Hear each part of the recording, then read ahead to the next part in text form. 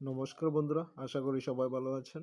আজকে আমরা আলোচনা করব ইংলিশ প্যাডাগজির ল্যাঙ্গুয়েজ স্কিল সম্পর্কে। তো আলোচনা শুরু করার পূর্বে সবাইকে বলে রাখছি, যদি আমার ভিডিওগুলি ভালো লাগে তাহলে অবশ্যই লাইক, শেয়ার এবং সাবস্ক্রাইব করবেন। তো আর কথা না বলে আলোচনা শুরু করা যাক। প্রথম আমরা জানবো ল্যাঙ্গুয়েজ স্কিল কি। When we learn a language, there are four skills that we need for complete communication. অর্থাৎ আমরা কমিউনিকেশন করার জন্য ল্যাঙ্গুয়েজ স্কিলের প্রয়োজন হয়। এছাড়া when we learn our native language, we usually learn to listen first, then to speak, then to read and finally to write. অর্থাৎ আমরা কমিউনিকেশনের ক্ষেত্রে প্রথমে আমাদের দরকার হয় শোনা, তারপর বলা এবং তারপর আমরা পড়ি এবং ফাইনালি আমরা লিখতে পারি। So this are called the four language skills. These skills are listening, speaking and writing. অর্থাৎ এই চারটি স্কিল কমিউনিকেশনের জন্য বা কথা বলার জন্য, ল্যাঙ্গুয়েজের জন্য এই চারটি স্কিল প্রয়োজন হয়। প্রথম হচ্ছে লিসেনিং, তারপর স্পিকিং, এরপর রিডিং এবং রাইটিং। তো প্রথমে আমরা এই চারটি স্কিল সম্পর্কে জানবো। এই চারটি স্কিলকে LSRW এভাবে সিকোয়েন্সে বলা হয়। এল হচ্ছে listening, S speaking, are reading, W হচ্ছে রাইটিং। তো এখানে লিসেনিং এবং রিডিং এই দুটি স্কিলকে রিসিপটিভ স্কিল বা প্যাসিভ স্কিল হিসেবে বলা হয় বা মনে করা হয়, কারণ এই দুটি স্কিলের মাধ্যমে আমরা বিভিন্ন ইনফরমেশন বা তথ্য গ্রহণ করি। এই জন্য এই দুটি স্কিলকে রিসিপটিভ স্কিল বা প্যাসিভ স্কিল হিসেবে ধরা হয়।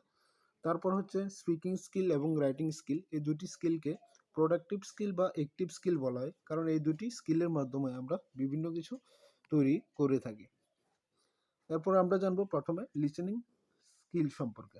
তো লিসেনিং স্কিল হচ্ছে, listening is not the simply ability to decode information. অর্থাৎ লিসেনিং শুধু কোনো কিছু জানা নয়, it is two way exchange in which both parties involve must always receptive to the thought, ideas and emotion to the other. অর্থাৎ এই স্কিলের মাধ্যমে অন্যদের ধারণা, তথ্য এবং ইমোশনগুলি আমরা গ্রহণ করে থাকি। এবার আমরা জানবো লিসেনিং স্কিলের বিভিন্ন টাইপ সম্পর্কে। লিসেনিং স্কিলের প্রথম টাইপটি হচ্ছে intensive listening. Intensive listening, it is a listening activity with a particular purpose and object. অর্থাৎ এই যে লিসেনিং স্কিলটি আছে, এই টাইপটি আছে লিসেনিংয়ের, এর মাধ্যমে আমরা নির্দিষ্ট কোনো কিছুর জন্য যখন পড়ি, নির্দিষ্ট কোনো উদ্দেশ্যের জন্য পড়ি, তখন এটাকে বলা হয় intensive listening. In order to get specific information, listener fully concentrate to receive the text and materials. এই প্রকারভেদে আমরা নির্দিষ্ট কোনো ইনফরমেশনের জন্য আমরা কনসেন্ট্রেট করি এবং রিসিভ করি টেক্সটের নির্দিষ্ট কোনো অংশ। এরপর আসছে দ্বিতীয় প্রকার, এক্সটেন্সিভ লিসেনিং বা passive listening.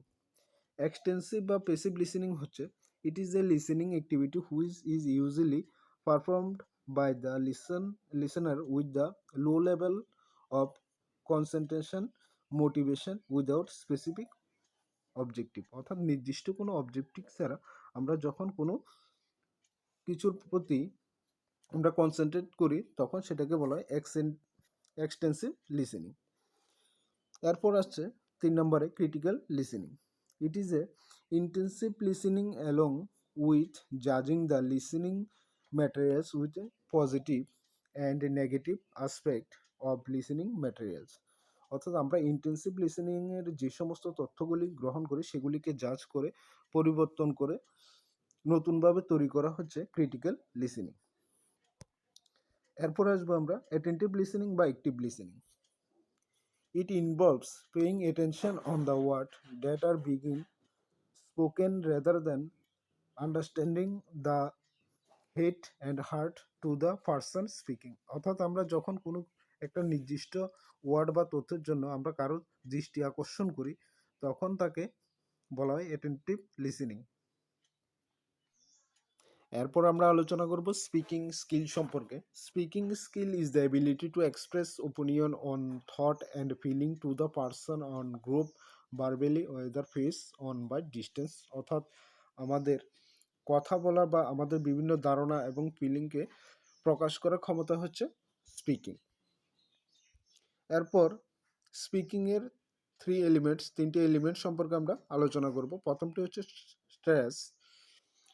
Stress means emphasize we make sound with mono energy. The sound will come out with force. This indicates that there are degree of stress. অর্থাৎ আমরা যখন কোনো শব্দের মধ্যে কোনো একটা অংশ যখন একটু জোর দিয়ে বলি সেটাই হচ্ছে stress.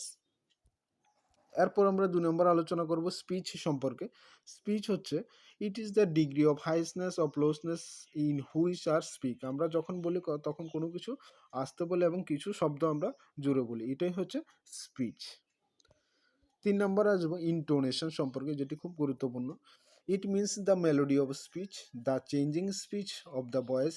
It includes rising and falling of the tone. অর্থাৎ শব্দের মধ্যে ওঠানামাটাই হচ্ছে ইন্টোনেশন। এরপর আমরা আলোচনা করব বিভিন্ন মেথড সম্পর্কে, স্পিকিং স্কিলের বিভিন্ন মেথড সম্পর্কে। যেমন প্রথম হচ্ছে স্টোরি টেলিং। স্টোরি টেলিংয়ের মাধ্যমে আমরা আমাদের স্পিকিং স্কিলকে উন্নত করতে পারি বিভিন্ন গল্প বলার মাধ্যমে, গল্প পড়ার মাধ্যমে। দ্বিতীয় হচ্ছে রোল অফ প্লে। বিভিন্ন ব্যক্তিদের রোল প্লের মাধ্যমে, তাদের কথাগুলি বলার মাধ্যমে আমাদের স্পিকিং স্কিল উন্নত হতে পারে। এছাড়া স্পিচ অ্যান্ড কমিউনিকেশনের মাধ্যমে আমাদের স্পিকিং স্কিলটি আমরা উন্নত করতে পারি।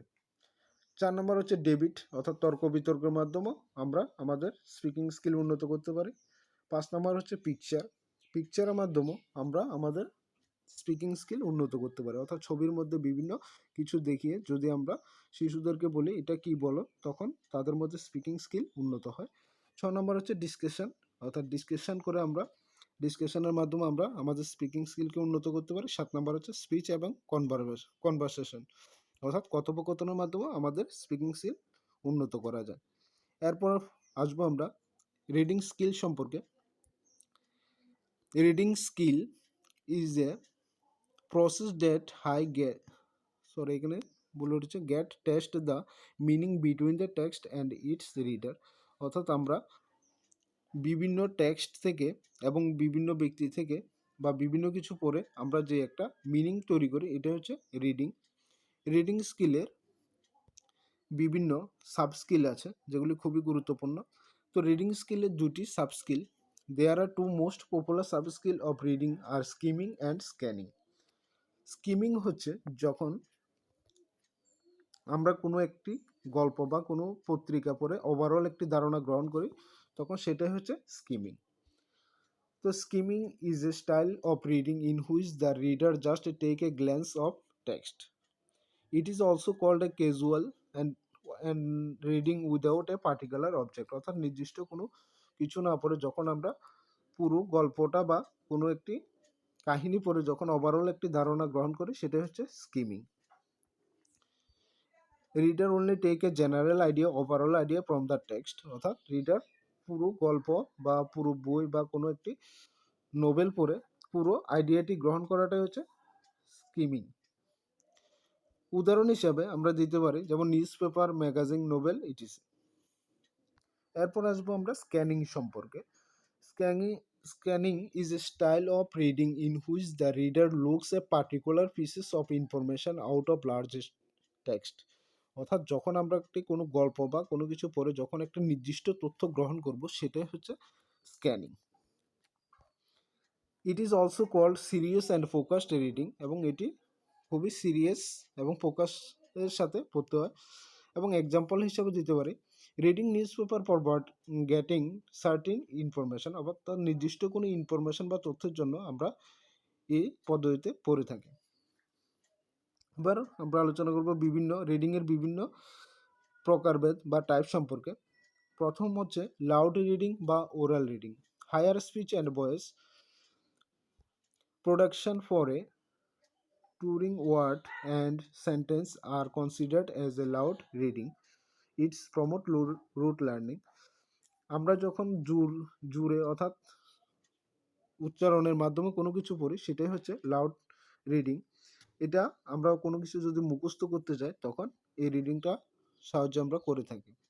2 নম্বর হচ্ছে সাইলেন্ট রিডিং, অর্থাৎ আমরা মনে মনে যে কোনো গল্প কবিতা বা যখন কোনো কিছু পড়ি সেটাকে সাইলেন্ট রিডিং হিসেবে ধরা হয়।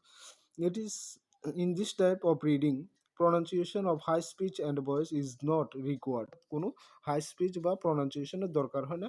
It is helpful for fast reading and better understanding of the concept, অর্থাৎ এটা খুব তাড়াতাড়ি পড়া যায় এবং এটা বোঝার জন্য এই রিডিংটা খুবই গুরুত্বপূর্ণ। 3 নম্বরে আসবো extensive reading. Extensive reading is for the sake of pleasures and usually long and extensive text of reading such as novel reading, story reading, etc. অর্থাৎ আমরা যখন কোনো আনন্দ বা আনন্দের জন্য যখন কোনো কিছু পড়ি সেটাই হচ্ছে এক্সটেন্সিভ রিডিং, যেমন বিভিন্ন নোবেল পড়া, বিভিন্ন গল্প পড়া, এগুলি হচ্ছে এক্সটেন্সিভ রিডিং এর অন্তর্গত। 4 নম্বরে পড়ব intensive reading. Intensive reading is a reading activity for gaining better lead and specific knowledge about a particular subject. যখন আমরা নির্দিষ্ট কোনো বিষয় সম্পর্কে জ্ঞান অর্জন করতে যাব তখন সেটা হয়ে যাবে ইন্টেন্সিভ রিডিং। ইন্টেন্সিভ রিডিংয়ের উদাহরণ হচ্ছে reading text book for getting an answer. এরপর আমরা আলোচনা করব রাইটিং স্কিল সম্পর্কে। Writing skill is one of the most important productive skill in language teaching and learning. তারপর আমরা রাইটিং স্কিলের কোয়ালিটি, বিভিন্ন কোয়ালিটি, রাইটিং স্কিলের কোয়ালিটি কীভাবে ভালো করা যায় সে সম্পর্কে আলোচনা করব। প্রথম হচ্ছে ক্লিয়ারিটি। রাইটিং স্কিলের উন্নত করার জন্য প্রথমত ক্লিয়ারিটি বা পরিষ্কার পরিচ্ছন্নতা দরকার। 2 নম্বর কোহেনসিভনেস। 4 নম্বর হচ্ছে লজিক্যালি, অর্থাৎ পরপর সাজানো, লজিক্যালি সাজানো। যে কোনোভাবে প্রথমে যদি আমি উপসংহারে লিখে দিই তাহলে তো হবে না, প্রথমে ভূমিকা, তারপর মূল বিষয়বস্তু, তারপর উপসংহার, এইভাবে লিখতে হবে। 4 নম্বর হচ্ছে লুসিডিটি। এরপরে এই দুইটি, এখানে রাইটিং স্কিলের দুটি মূল তথ্য আছে, সেগুলি হচ্ছে note taking and note making. Note taking is a writing activity based on listening on reading stage, অর্থাৎ যখন আমরা কোনো কিছু শুনে বা পড়ে যখন কোনো নোট তৈরি করি বা কোনো কিছু তৈরি করি তখন সেটা হচ্ছে নোট টেকিং। 2 নম্বর হচ্ছে note making. It is the process that involve removing, synthesizing, concentrating idea from the lecture for reading and presenting the information in readable and creative way, অর্থাৎ আমাদের নিজে থেকে যখন আমরা কোনো গল্প বা কোনো কিছু শুনে যখন আমাদের নিজে থেকে কোনো নোট তৈরি করি বা কোনো কিছু লিখি তখন সেটা হয়ে যাবে note making process. The skills, sorry এখানে দা উঠেছে। The skill also called study skill and gathering skill, অর্থাৎ নোট টেকিং যে স্কিলটি সেটাকে বলা হয় study skill and note making যে স্কিলটি সেটাকে বলা হয় গ্যাদারিং স্কিল। আজকের জন্য আলোচনা এতটুকুই। ভিডিও ভালো লাগলে অবশ্যই লাইক, শেয়ার এবং সাবস্ক্রাইব করবেন। ধন্যবাদ।